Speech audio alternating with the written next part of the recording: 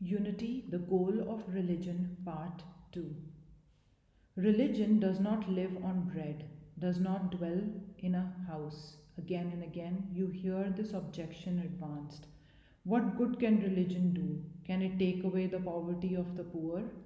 Supposing it cannot, would that prove the untruth of religion? Suppose a baby stands up amongst you and when you are trying to demonstrate an astronomical theorem and says, "Does it bring gingerbread?" "No, it does not," you answer. "Then," says the baby, "it is useless." Babies judge the whole universe from their own standpoint, that of producing gingerbread, and so do the babies of the world. We must not judge of higher things from a low standpoint. Everything must be judged by its own standard, and the infinite must be judged by the standard of infinity. Religion permeates the whole of man's life, not only the present, but the past, present, and future. It is therefore the eternal relation between the eternal soul and the eternal God. Is it logical to measure its value by its action upon 5 minutes of human life? Certainly not. These are all negative arguments. Now comes the question, can religion really accomplish anything? It can.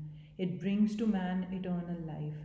It has made man what he is and will make of this human animal a god. That is what religion can do.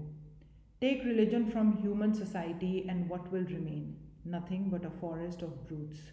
Since happiness is not the goal of humanity, wisdom, Janana, is the goal of all life. We find that man enjoys his intellect more than an animal enjoys its senses, and we see that man enjoys his spiritual nature even more than his rational nature. So, the highest wisdom must be this spiritual knowledge. With this knowledge will come bliss. All these things of the world are but the shadows, the manifestations in the third or fourth degree of the real knowledge and bliss. One question more: what is the goal? Nowadays, it is asserted that man is infinitely progressing forward and forward, and there is no goal of perfection to attain to. Ever approaching, never attaining, whatever that may mean, and however wonderful it may be, it is absurd on the face of it. Is there any motion in a straight line? A straight line infinitely projected becomes a circle. It returns to the starting point. You must end where you begin, and you must begin in God. You must go back to God. What remains? Detail work. Through eternity, you have to do the detail work. Yet another question: are we to discover new truths of religion as we go on? Yes and no. In the first place, we cannot know anything more of religion. It has all been known. In all religions of the world, you will find it claimed that there is a unity within us. One being with divinity, there cannot be any further progress in that sense. Knowledge means finding this unity.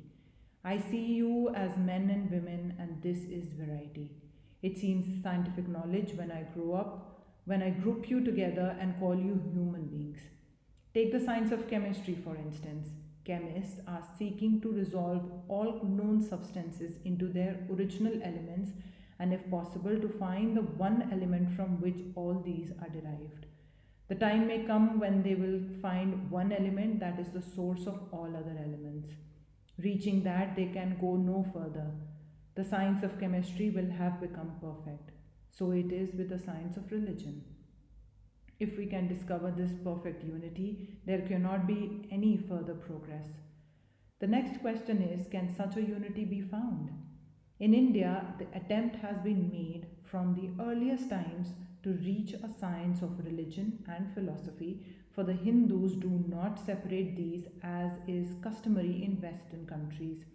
We regard religion and philosophy as but two aspects of one thing which must equally be grounded in reason and scientific truth.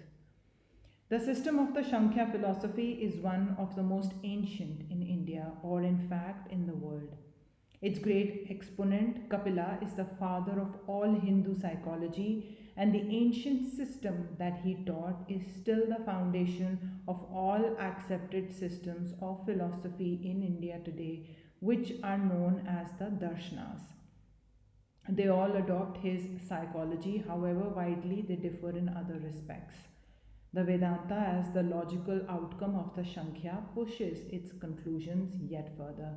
While its cosmology agrees with that taught by Kapila, the Vedanta is not satisfied to end in dualism, but continues its search for the final unity, which is alike the goal of science and religion.